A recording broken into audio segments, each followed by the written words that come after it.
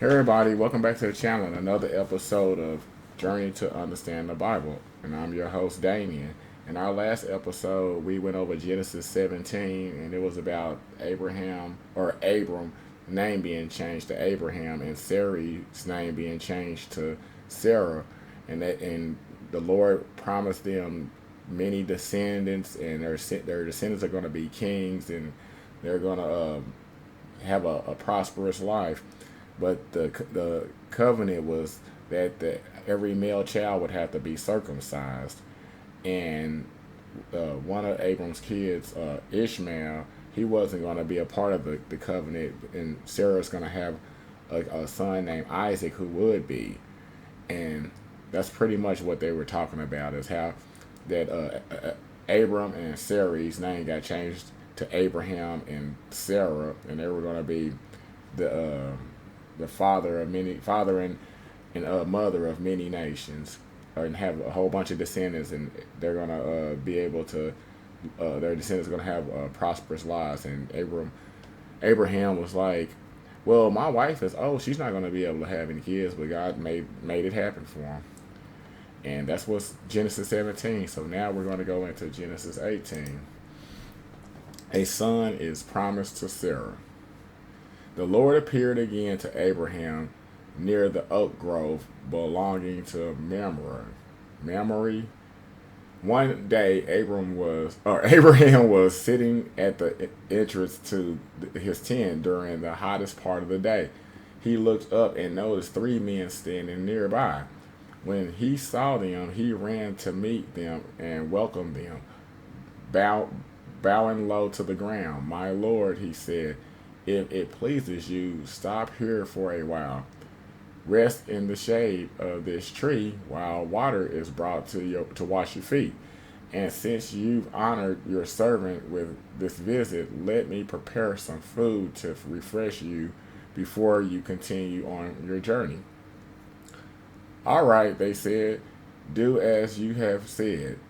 So Abraham ran back to the tent and said to Sarah, hurry, get 3 large measures of your best flour, knead it into dough, and bake some bread. Then Abraham ran out to the herd and chose a tender calf and gave it to his servant, who quickly prepared it. When the food was ready, Abraham took some yogurt and milk and the roasted meat, and he served it to the men. As they ate, Abraham waited on them in the shade of the trees. Where is Sarah, your wife? The visitor asked. She's inside the tent, Abraham replied. Then one of them said, I will return to you about this time next year, and your wife, Sarah, will have a son. Sarah was listening to this conversation from the tent. Abraham and Sarah were both very old by this time, and Sarah was long past the age of having children.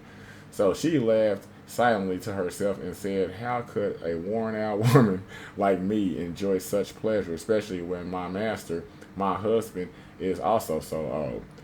Then the Lord said to Abraham, why did Sarah laugh? Why did she say, can an old woman like me have a baby? Is anything too hard for the Lord? I will return about this time next year, and Sarah will have a son. Sarah was afraid, so she denied it, saying, I didn't laugh. But the Lord said, no, you did laugh. Abraham intercedes for Sodom. So then the men got up from their meal and looked out toward Sodom. As they left, Abraham went with them to send them on their way. Should I hide my plan from Abraham? The Lord asked. For Abraham will certainly become a great and mighty nation, and all the nations of the earth will be blessed through him. I have singled him out so he will direct his sons and their family to keep the way of the Lord by doing what is right and just. Then I will do for Abraham all that I have promised. So the Lord told Abraham, I have heard a great outcry from Sodom and Gomorrah, because their sin is so flagrant. I am going down to see if their actions are as wicked as I have heard. If not, I want to know. The other men turned and headed toward Sodom, but the Lord remained with Abraham. Abraham approached him and said, "Will you sweep away both righteous and wicked? Suppose you find 50 righteous people living there in the city. Will you still sweep it away and not spare it for their sake? Sure, you wouldn't do such a thing. Sure you wouldn't do such a thing, destroying the righteous along with the wicked. Why, you would be treating the righteous and the wicked exactly the same. Surely you wouldn't do that. Should not the judge of all the earth do what is right?" And the Lord replied, "If I find 50 righteous and people in Sodom, I will spare the entire city for their sake." Then Abraham spoke again. "Since I have begun, let me speak further to my Lord. Even though I am but dust and ash, suppose there are only 45 righteous people rather than 50. Will you destroy the whole city for the lack of 5?" And the Lord said, "I will not destroy it if I find 45 righteous people there." Then Abraham pressed his request further. "Suppose there are only 40.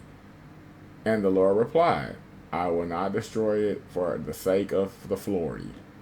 "Please don't be angry, my Lord," Abraham pleaded. "Let me speak. Suppose only 30 righteous people are found." And the Lord replied, "I will not destroy it if I find 30. And the Lord Okay, so then Abraham says, "Since I have dared to speak to the Lord, let me continue. Suppose there are only 20." And the Lord replied, "Then I will not destroy it for the sake of 20." Finally, Abraham said, "Lord, please don't be angry with me if I speak one more time. Suppose only 10 are found there." And the Lord replied, "Then I will not destroy it for the sake of 10." When the Lord had finished his conversation with Abraham, he went on his way, and Abraham returned to his tent. Let me see.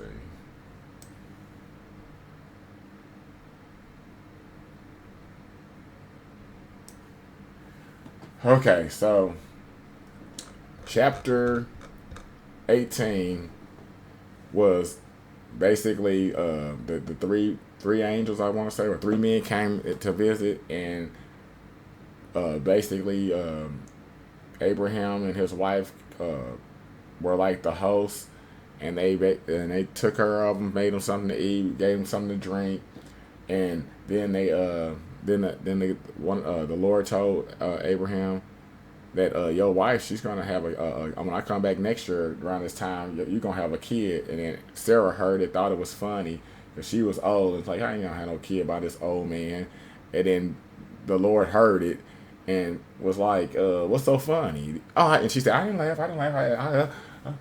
Yeah, you're right. She did that, and then basically, kind of squashed the whole deal. And then the men went towards Sodom and Gomorrah to witness how bad the city really was. And then um, the Lord told Abraham that he's going to destroy this place because there's too many wicked people. And then Abraham basically said, "Oh, wait. What if it's like 50 people there that's actually decent? You gonna take them out too?" And the Lord was like, "No, I ain't gonna. If I can find 50 people, I won't do it." And then he basically kept pressing till he got down to like 10 people, and then finally left it alone because the Lord's like, "All right, if I find 10 people, I won't do it." And that's pretty much what this chapter 18 was about. How Sarah heard that she's gonna have a kid, and basically, she don't believe she's gonna have a kid because she was an old lady by this time, and yeah, and then how the Lord's going to go in and take out Sodom and Gomorrah, and Abraham tried to talk him out of it, or it's attempting to talk him out of it, but we're going to find out in the next chapter. If you like what you heard, and you like the like the direction that we're going in this on this channel, don't forget to like and subscribe, and I'll catch you guys later. Bye.